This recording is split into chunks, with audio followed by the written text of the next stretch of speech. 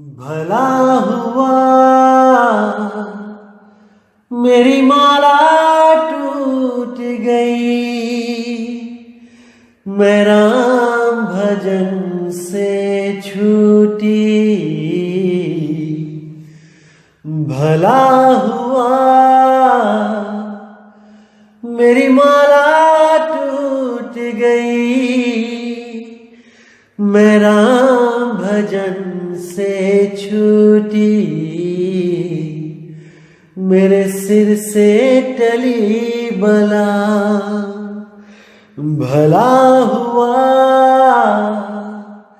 मेरी माला टूट गई, मैं राम भजन से छूटी।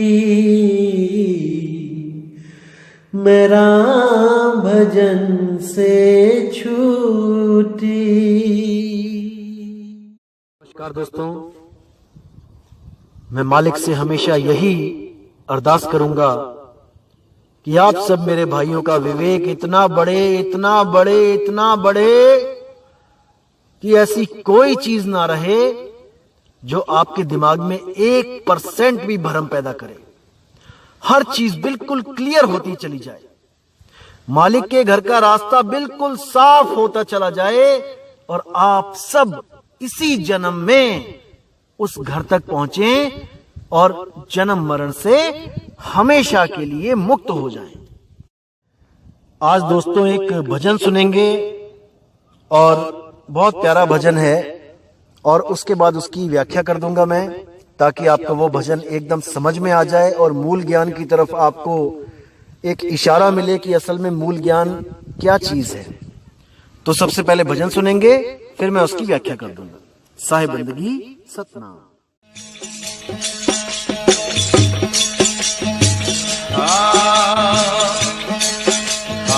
अचरज खेल असंभा देखा, अचरज खेल असंभा देखा, ना कोई रंग रूप नहीं रेखा।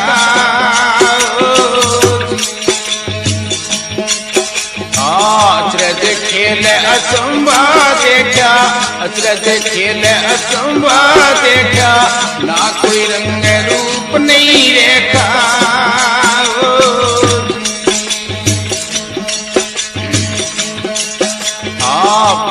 सत गुण तीन पसारा, चेतन एक बहुत विस्तारा।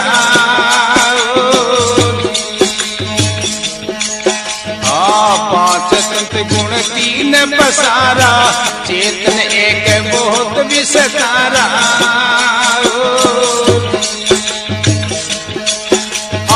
शब्द सपरस रूप रस गंदा, शब्द सपरस रूप रस गंदा, सब में अलखल क्यों नहीं अंधा।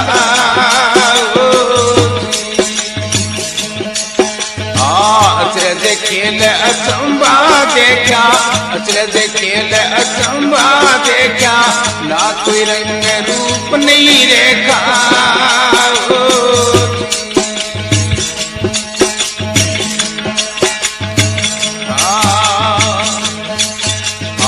शशि नहीं सूर दिवस नहीं रजनी, शशि नहीं सूर दिवस नहीं रजनी, ना कोई भगत नहीं कोई भजनी।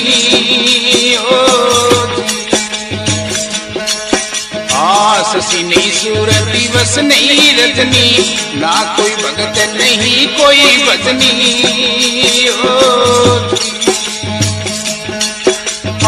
ना कोई सूरा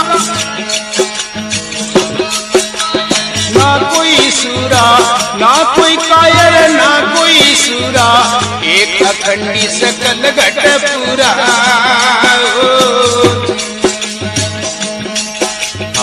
अचरज खेल असंभा देखा, अचरज खेल असंभा देखा, ना कोई रंग रूप नहीं रेखा।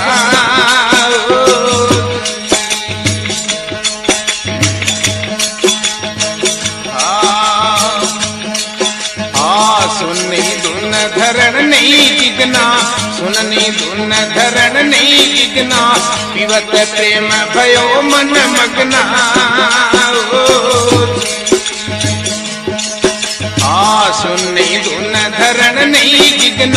पीवत प्रेम भयो मन मगना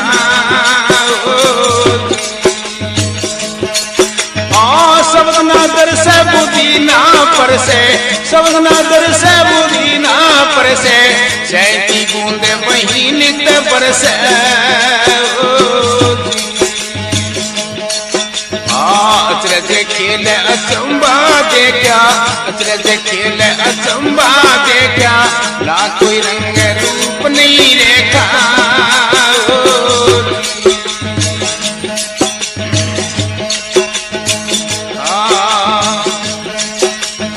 ना कोई ज्ञानी नहीं अज्ञाना ना कोई मूर्ख ना कोई सियाना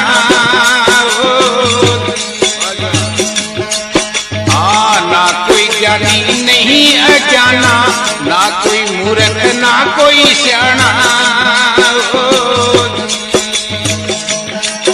आपको बेटा आपको ही ताना आपको बेटा आपको ही ताना आप उलट आप समाना अचरज खेल अचंबा देखा अचरज खेल अचंबा देखा ना कोई रंग रूप नहीं रेखा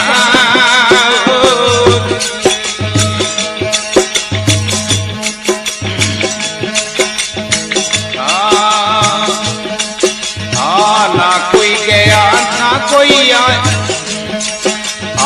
जन्म मरण कछु ना होई ऊपी छाया कूप के माई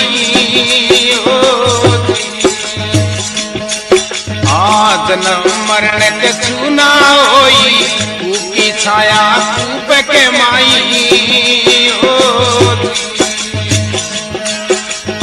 ना कोई गया ना कोई आया ना कोई गया ना कोई आया रोयल रत्न अमोलक पाया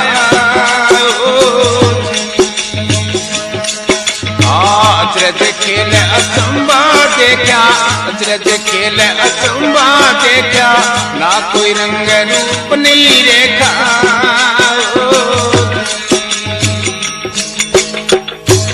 बोलो सतगुरु भगवान की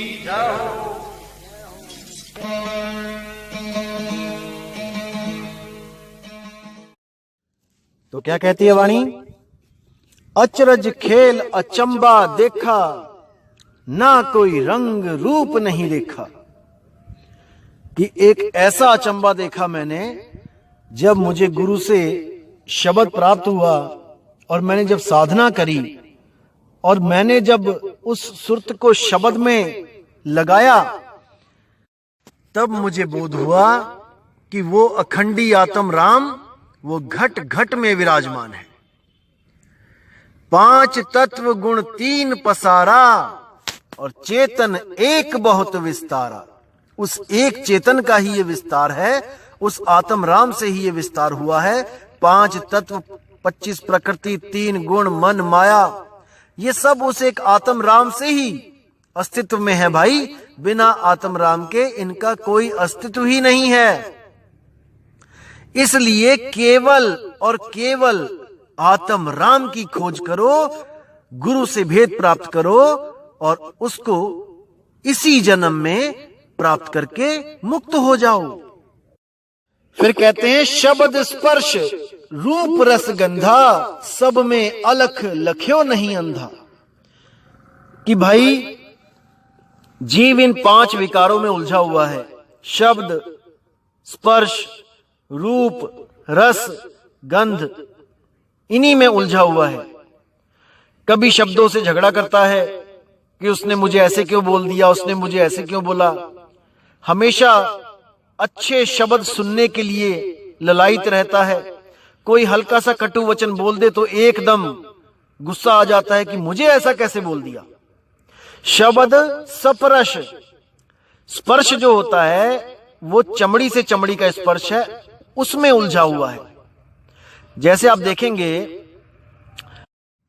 कोई भी पुरुष जैसे कहीं बस में चढ़ता है, ट्रेन में चढ़ता है और जैसे मान के चलो वो पिछली खिड़की में चढ़ा है और बीच में कहीं पर कोई सुंदर स्त्री है तो वो धीरे धीरे धीरे करके करता करता एकदम उसके पास आके उसको स्पर्श करने की कोशिश करता है, क्योंकि इसमें उसको आनंद मिलता है। क्योंकि जीव 5 विकारों में उलझा हुआ है, शब्द, स्पर्श, रूप। आप देखेंगे कि जैसे कोई शादी के लिए रिश्ता देखने जाता है अपने माँ बाप के साथ, अपने रिश्तेदारों के साथ, तो वहां पे क्या देखने जाते हैं?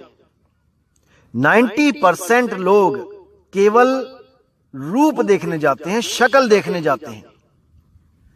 कुछ लोग तो शक्ल देख के बात तक नहीं करते कि नहीं, देखते ही कहते हैं हमें लड़की पसंद है। या कुछ लोग लड़का देखने जाते हैं तो देखते हैं रंग कैसा है, गोरा है, हाइट क्या है, यानी उसके रूप को देख के हां कर देते हैं। एक बार भी ये विचार नहीं करते कि इसका व्यवहार कैसा होगा, ये हमारे घर में आके हमें, हमारे माता पिता को सुखी रखेगी कि नहीं रखेगी। क्योंकि अगर वो लड़की काली हो तब 90% लोग रिजेक्ट कर देते हैं। अच्छी लड़की हो, बात करके भी पता लग जाए कि बहुत अच्छी सूझवान लड़की है, बहुत समझदार है, लेकिन रूप नहीं है, नहीं नहीं नहीं नहीं, हम नहीं इसको लेके आएंगे अपने घर में, क्योंकि सबको रूपवती चाहिए। दिक्कत ये है।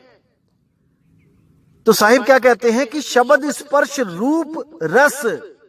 अब जो रस है, इस रस में बहुत ज्यादा उलझे हुए हैं लोग। 99% हर बंदा इसी रस में उलझा हुआ है। शब्द, स्पर्श, रूप, रस, गंधा। जो गंध है, जैसे कहीं बदबू आती है तो नहीं, सहा नहीं जाता कि मैं बदबू नहीं सह सकता, सेंट चाहिए, परफ्यूम चाहिए। तो इन्हीं पांचों में, इन 5 विकारों में ये जीव है अंधा। शब्द, स्पर्श, रूप, रस, गंधा, और सब में अलख लखे नहीं अंधा। कि वो घट घट में आत्म राम है भाई, उसका रंग रूप से कोई लेना देना नहीं। अरे आप कपड़े नहीं हो, कभी आपने व्हाइट कपड़े पहन लिए, शादी में गए किसी में, कहीं आपने ब्लैक कपड़े पहन लिए।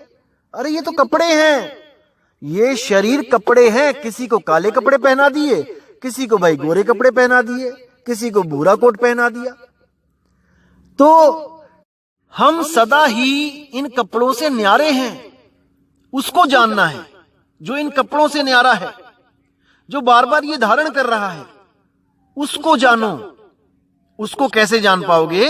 जब आपको कोई भेदी गुरु आपका ही भेद बता दे कि आप ये शरीर और आप ये मन नहीं हो, आप चेतन सत्ता हो, आप आत्मा हो।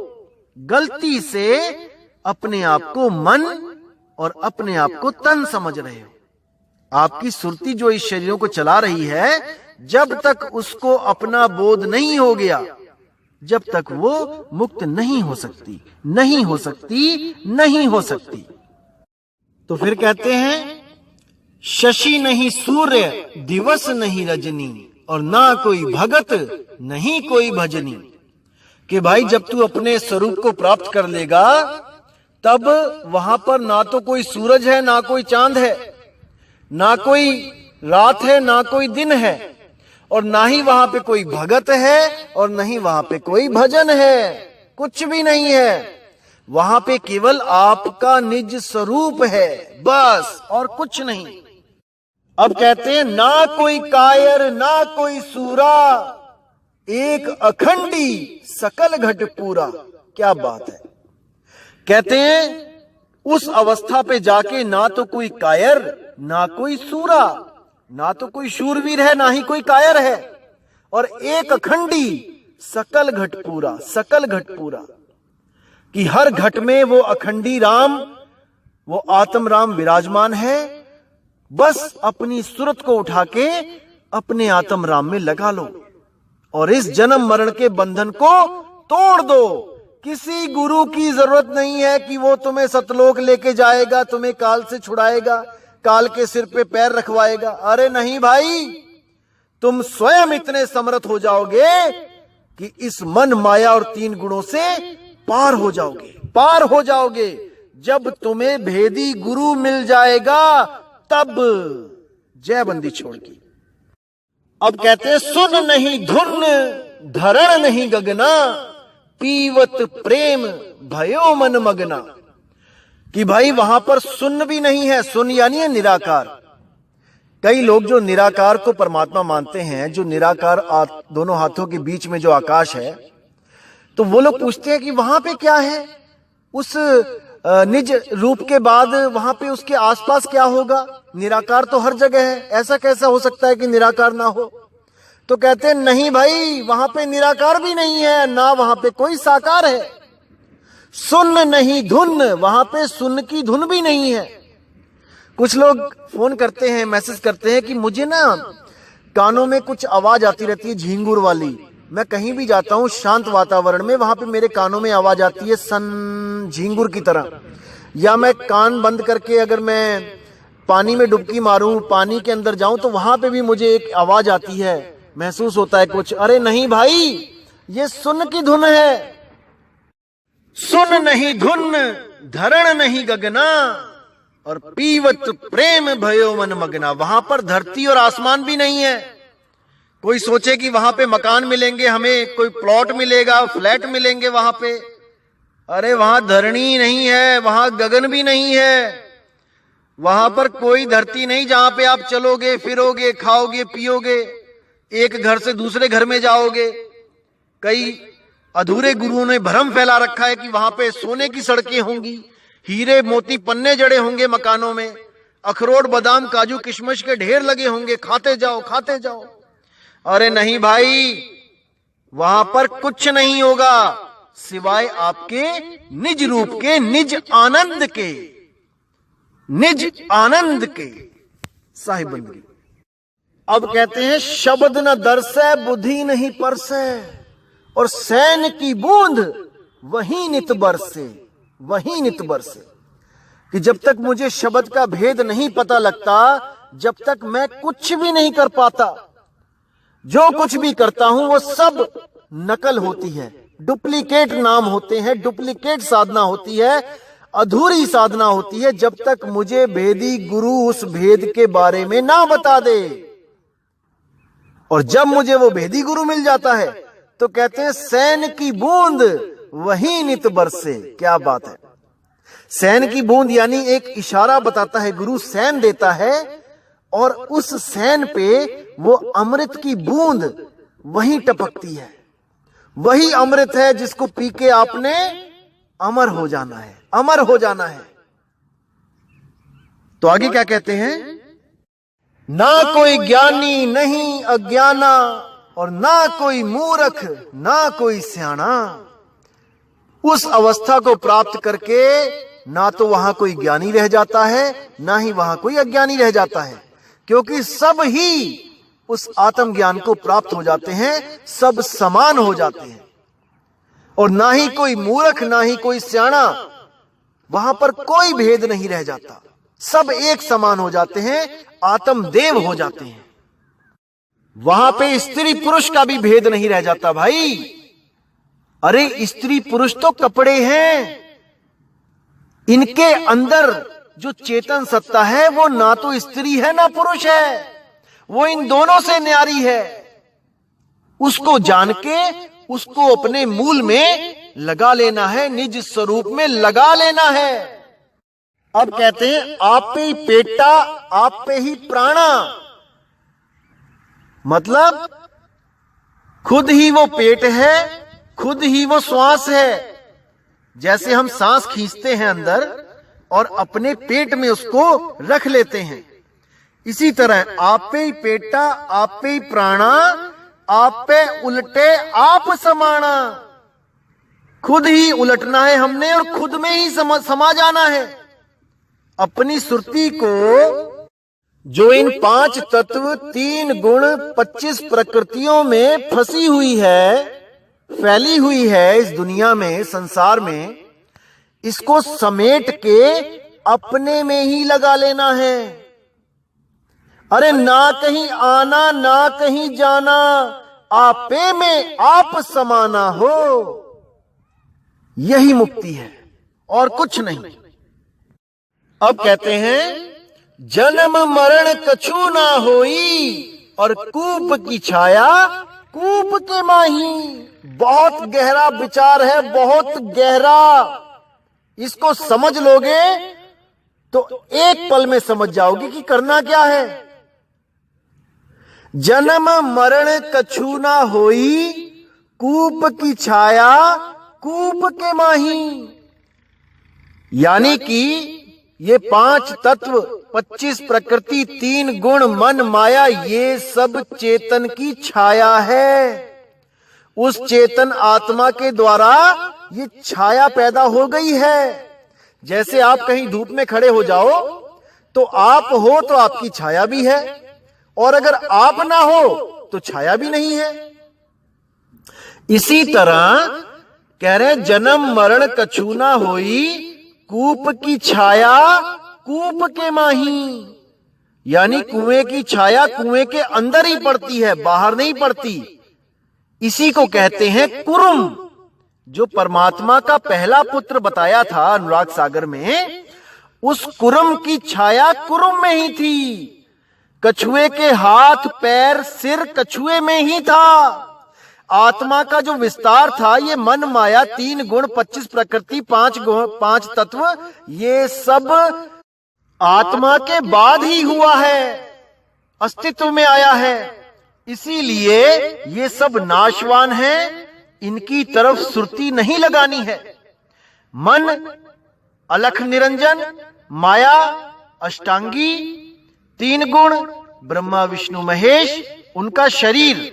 आत्मा की बात नहीं कर रहा हूं, आत्मा तो सबके पास एक सी ही है।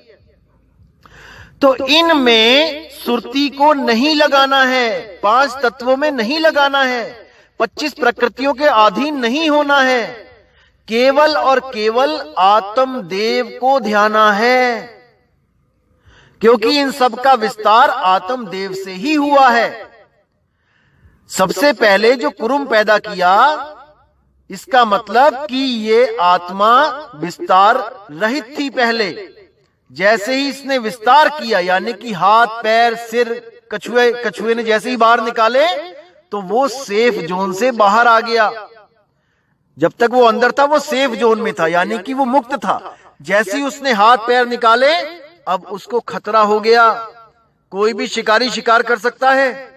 इसी तरह जब तक आत्मदेव ने ये विस्तार नहीं किया था, तब तक उसकी सूरत उसमें ही लगी थी। लेकिन जैसे ही ये विस्तार हुआ, वैसे ही सूरत ने क्या किया, आगे से आगे सृष्टि रचना करती चली गई, और खुद ही सारा पसारा डाल के खुद ही उलझ गई। आपे अगन लगाए के आपे जरबर जाए। जो जंगल में बांस होते हैं, उनमें कोई आग लगाने नहीं जाता, वो खुद ही आपस में रगड़ रगड़ के अग्नि प्रकट कर देते हैं और खुद ही जल जाते हैं। इसी तरह ये सुरती ने जो पसारा डाल दिया है, अब बिना सतगुरु के वो उसको समेट नहीं पा रही है। भेदी गुरु मिले तो ये सारा जितना खलारा डाला है, ये सब समेट के वो अपने मूल में समा जाए, उस शब्द गुरु में समा जाए, उस निज रूप में समा जाए। लेकिन ये अधूरे गुरु, जो विवेकहीन गुरु हैं, उन लोगों ने क्या किया, अनुराग सागर को पढ़ के उसमें कुरुम को कछुआ बना के उसके ऊपर काल खड़ा कर दिया। अरे भाई, ये कछुआ हाथी घोड़ा ये परमात्मा ने नहीं बनाया है, ये सतपुरुष ने नहीं बनाया है, इतना भी नहीं समझ पाए। उसको भी 84 लाख की शुरुआत करवा दी, उसके हाथों से पहले ही कुरुम पैदा कर दिया। क्यों जीवों को उलझा रहे हो? जब नहीं ज्ञान समझ में आता तो भाई गुरु मत बनो, बहुत बड़ा पाप लगेगा। इतने लाखों जीवों को उलझा दोगे, इसका हर्जाना बहुत बुरा होगा। अभी तो गाड़ियों में घूम रहे हो, लेकिन भाई एक समय आएगा जब कोई सहाय नहीं होगा।